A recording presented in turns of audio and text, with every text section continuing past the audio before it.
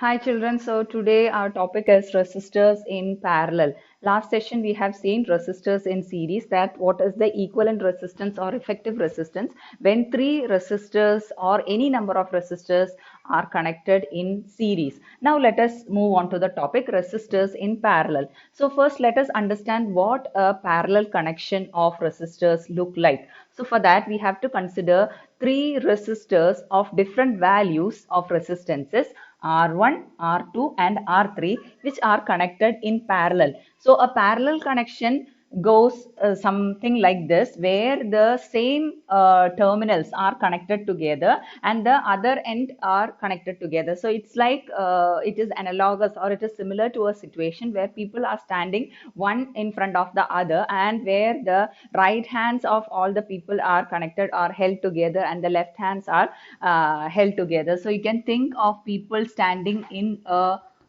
column. Series was you have to consider as standing in a row. So this is the right hand and left hand, right left, and if you join the all the right hands together, that is if you hold the right hands of all of these three people, if these three people are held together and the left hands are held together, then that looks like a parallel combination. So coming to this figure, when it comes to the resistors R1, R2 and R3, you can see the, if you consider this as the positive ends, actually resistors are can be considered as wires of different lengths or different area of cross section, such that its resistance is different. It doesn't have a positive end and negative end, but whatever goes into the positive terminal of the battery can be considered as the positive end of that resistor, and whatever goes into the negative terminal of the battery can be considered as the negative end. So as such, resistances do not have any positive end or negative end, just like a cell has. Okay, so here you can consider as this cell is connected to the positive end, so these can be considered as the positive ends of these resistors. So they all are connected together, and as the negative end goes to this side, that can be considered as the left side, can be considered as a negative end. So this is the parallel combination of resistors. It can also be represented in several ways. It can be shown like this also. You need not show it as a box. It can be shown like this also, where this is also a parallel combination. That is all the common ends are connected together and the other ends are connected together. Now you can see an arrangement to measure the potential difference. Now what is the device used to measure the potential difference? It is a voltmeter, and you can see the voltmeter is connected in parallel to this combination. So this is a parallel combination of three resistors. Again, a voltmeter is connected parallel to this combination in the sense that it is connected to the common ends of the three resistors. Okay, now its duty or its role is to find out the potential difference in the across the resistors, combination of resistors. Now you have another device which is known as the ammeter, which is connected to measure the current flowing through the circuit. Okay, current flowing through the whole circuit. Now we have a cell, a group of cells or battery in order to send the current through the circuit, and also we have a key which is in closed position, so that I have put a dot in the center. Now let us look at the current which is flowing through the whole circuit. Now in a parallel combination, what you have to notice is that the current flowing is same. That is I is different. I is different in parallel combination, but potential difference V. This is current. Current I is different in parallel combination, but potential difference is V is same across each component. So this is the important point to be noted. I varies, but V remains constant in a parallel combination. So that is what we have to memorize or remember in when you consider the case of parallel combination of resistors. So you have I as different in parallel combination, but V is the same. Now let us look at this. I goes here. Now it gets split into I1, I2 and I3. As I told you, I is different across each component or across each resistor. So I splits into I1, I2 and I3. and after coming here it will again join and it will become I again. Okay, I is the current flowing through the whole circuit. Now this can be considered as a situation where you have a pipe which is being connected to three different pipes. Okay, so what will happen to the water flowing? Water flowing from here will split into these three pipes. So you can consider this as the current flowing, the main current being flowing through the main circuit, and the you can see it is being split into I1, I2 and I3. Okay, now again if you join it here, again it will be the total current passing through it, or the total water which is flowing through it. Okay, now we have to write the equation in terms of the varying quantity which is current. So let us write the current across each component separately. So first let us write I1. I1 will be equal to, according to Ohm's law, it is potential difference divided by the resistance. Potential difference is same, so we can represent it by V divided by R1. And I2 is equal to V divided by R2, and I3 is equal to V divided by R3. So we got three equations for the current flowing across R1, R2 and R3 respectively. Now we also know that the total current will be the sum of the current through each of the components. So you can write I is equal to I1 plus I2 plus I3. What is I? I is the total current which is coming from the battery. Now that can be represented as I is equal to V divided by Rp, where Rp is known as the equivalent resistance of the parallel combination. So that will be equal to the potential difference divided by the equivalent resistance. That is, if you were to replace R1, R2 and R3 by some resistance, that resistance is represented as Rp. Now we can add these equations I1, I2 and R3, I3 as, we can write it as V by R1 plus V by R2 plus V by R3. That is as per the equation I1, I2 and I3, which is equal to V equal to I equal to V by Rp. V by Rp. Now you can take V outside, so it will become 1 by R1 plus 1 by R2 plus 1 by R3. Isn't it? V gets cancelled. What you get finally is 1 by Rp is equal to 1 by R1 plus 1 by R2 plus 1 by R3. This gives you an expression for the equivalent resistance of the parallel combination of three resistors of varying resistances R1, R2 and R3. So this is the expression for the equivalent resistance. Now let us analyze certain factors here, what all we need to consider when it comes to a parallel combination of resistances. So you can easily find out that how can you define the equivalent resistance in parallel combination? You can say that the reciprocal of equivalent resistance in parallel combination is equal to the sum of reciprocals of individual resistances. That is, if you have any number of resistances being connected in parallel, then the reciprocal of the equivalent resistance will be equal to sum of reciprocals. So it is a reciprocal relation, not like, unlike the case of series combination, which was simply the sum of individual resistances. Here we have a reciprocal relation which says that 1 by Rp is equal to 1 by R1 plus 1 by R2 plus 1 by R3. Now we can just find out the case of a simple case where we have connected 1 ohm, 2 ohm and 3 ohm in parallel. So say R1 is 1 ohm, R2 is 2 ohm and R3 is 3 ohm. Then what will be Rp? Or the equivalent resistance? It will be 1 by Rp is equal to 1 by 1 plus 1 by 2 plus 1 by 3. Now you have to, if you have to add this, you have to add, go for the LCM because they are fractions. So it is 1 plus 1 by 2 plus 1 by 3. So the 2 into 3, 6 is the LCM. So 6 plus 1 into 3 is 3, 1 into 2 is 2. So it is 6 plus 3, 9, 9 plus 2 is 11. 11 divided by 6 is 1 by Rp. Okay, this is 1 by Rp. Now, this is not RP. So if you want to get RP, you have to take the inverse of this. So RP is equal to 6 by 11 ohm. So 6 by 11 ohm will be anyway lesser than 1 because it is a fraction, and you can see that this is a value which is less than 1. When you compare this value, the equivalent resistance with each of the resistors connected or the resistances connected, 1 is the lowest value here. 1, 2 and 3, this is the lowest value. You have got a resistance which can be replaced by these three, which is lesser than the lowest value. So in the case of parallel combination, you can note that point that equivalent resistance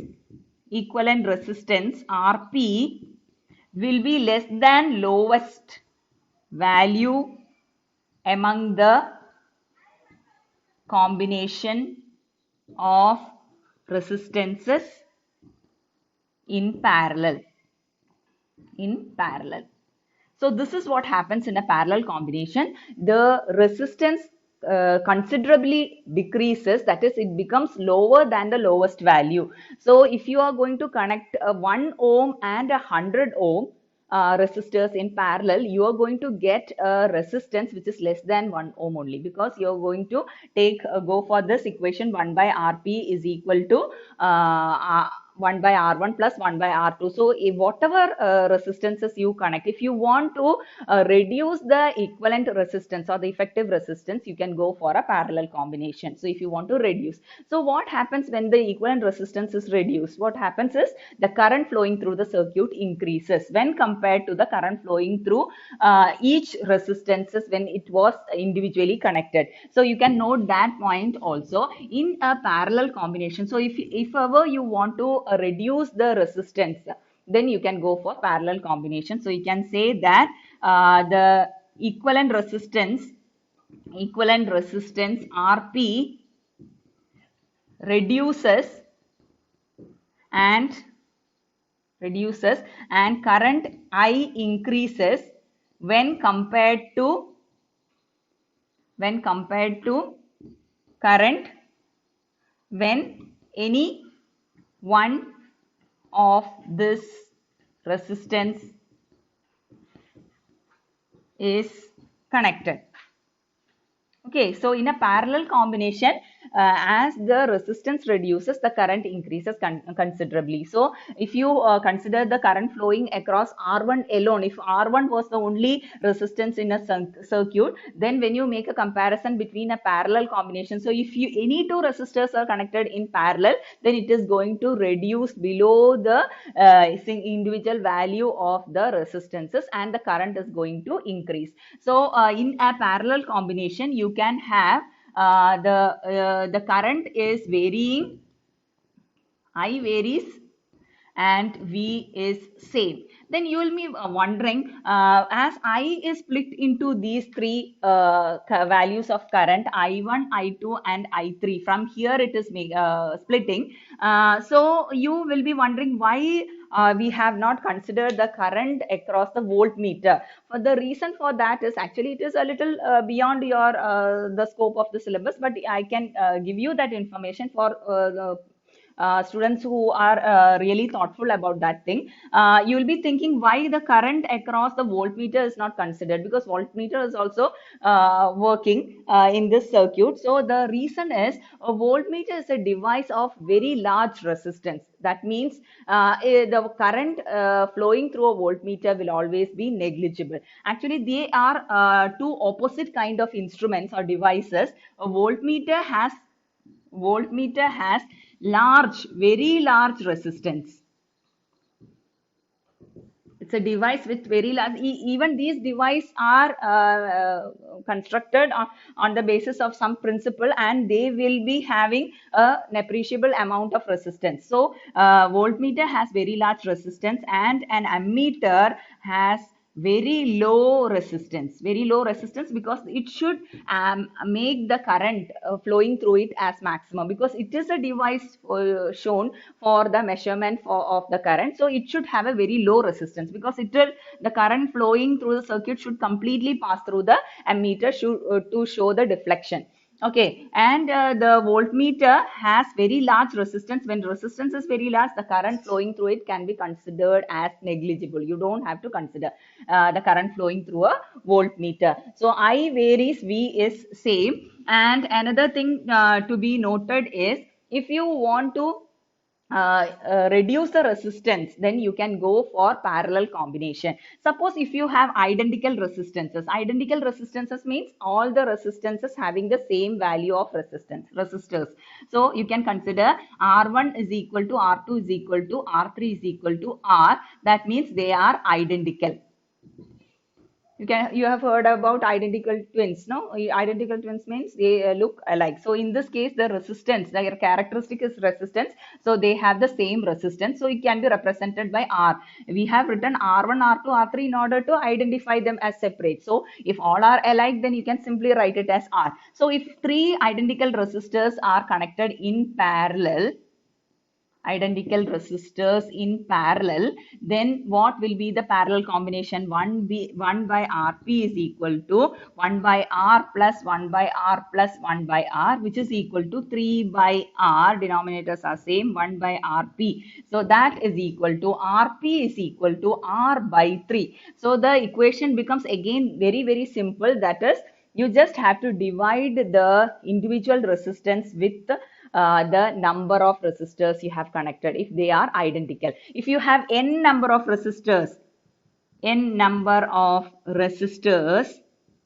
they are identical, then you can easily write the equation as Rp is equal to R by N. If it is 5 resistors, then it will be R by 5. If it is 10 resistors, then it is R by 10 and so on. So this is the case which is related to parallel combination of resistors when they are different. So the drawing the circuit diagram is very, very important. You have to keep certain things in mind in order to draw the circuit diagram, and start writing the equation in which the quantity varies. Here the current varies, but the potential difference remains the same. And there are certain, now as we have understood what a parallel combination is and what a series combination is, you can you will be now able to solve any kind of network which has a combination of series as well as parallel. That is, in a single network, see, this we have seen at separate, isn't it? One circuit we had only series. Now in the other circuit we had parallel.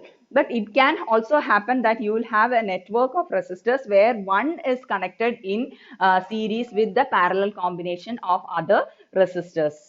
So that can also, we can also discuss such circuits and how to find the equivalent resistance in a particular circuit. Now let us see, there are certain advantages and disadvantages which is related to parallel combination and series combination. First, let us discuss the case of series combination, which has many disadvantages. The thing is that in series combination, we have the current. In series combination, we have I as same. I is same. That is, the same current is flowing through the each of the component, but V is different.